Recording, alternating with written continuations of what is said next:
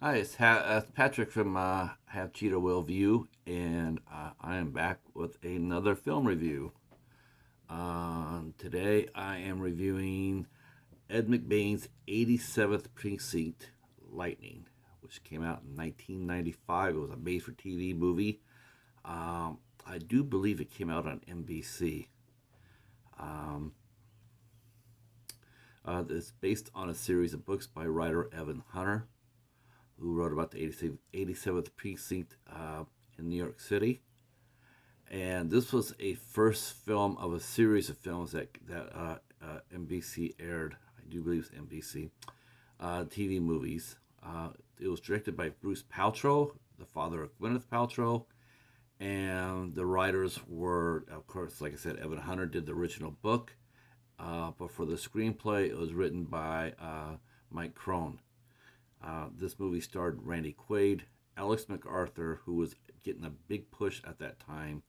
Ving Rhames was also in it, along with Diane Bray, who would end up doing another series called Sue Thomas FBI, and also has Dayton Callie in it, who I've commented on a blog, who was the star of a movie called Avatar, which is highly recommended. Highly recommended. But here in 1995, he's playing in a different role. Um, yeah, this is a fun movie.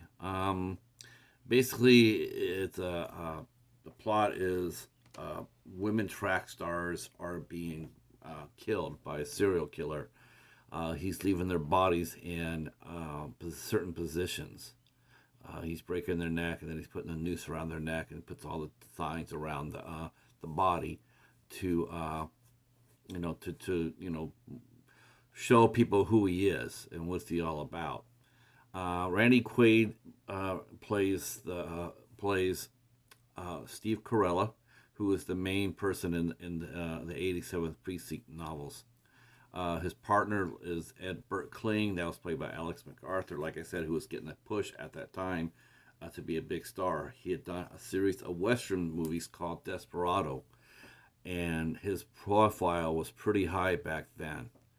Um, Nothing too much really came after that, though. He sort of faded out after a while. But the rest of the cast did pretty well. Ving Rhames, of course, Diane Bray, Ellen Tracy Middledorf. Yeah, they're all well known. Uh, the movie, it's sort of like an origin story for the TV.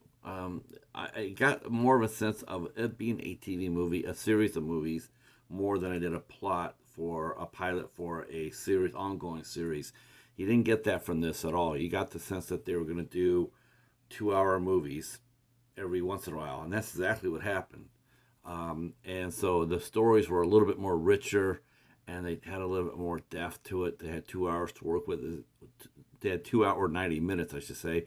They had 90 minutes to work with the story more than the 40 minutes you usually get in a weekly series. Um, the it was a little bit moody, which I really found different for a TV movie. It comes across more like a feature film than it did a TV movie. The acting was really good.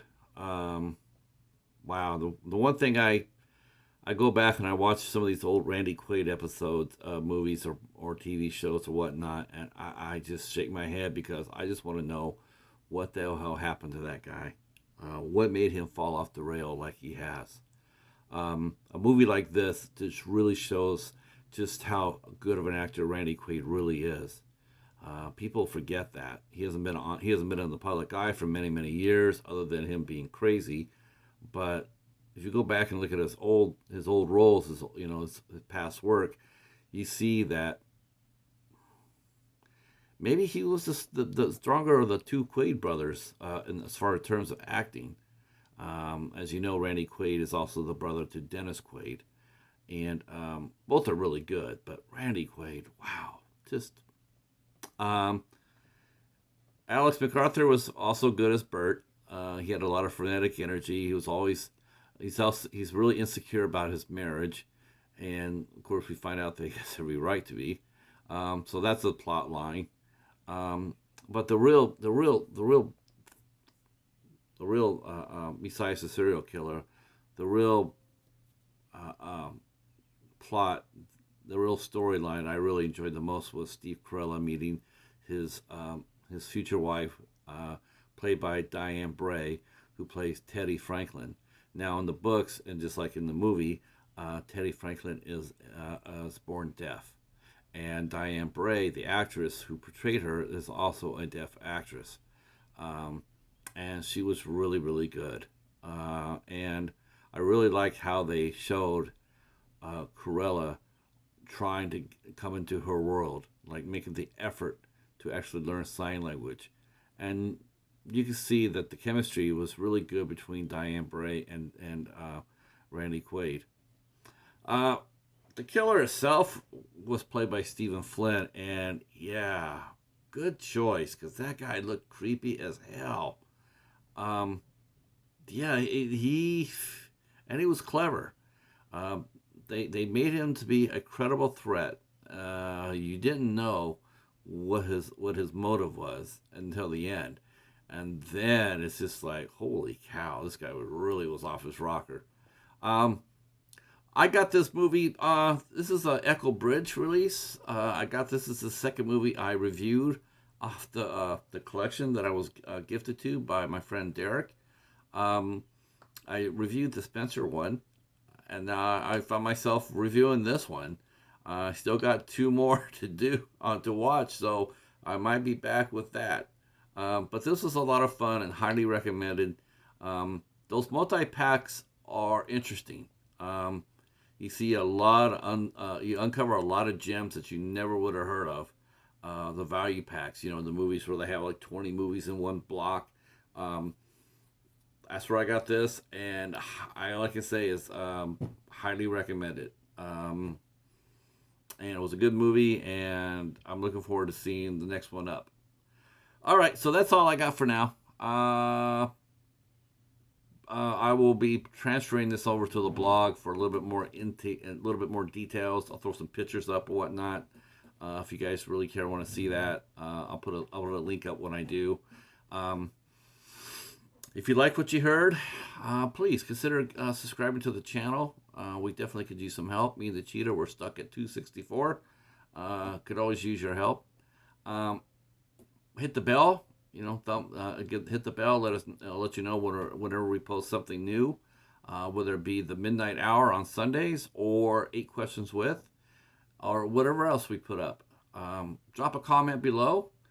That's also very helpful for the channel.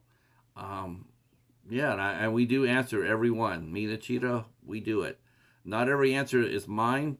The Cheetah can also use the keyboard, so you never know. He might be the one answering your comment.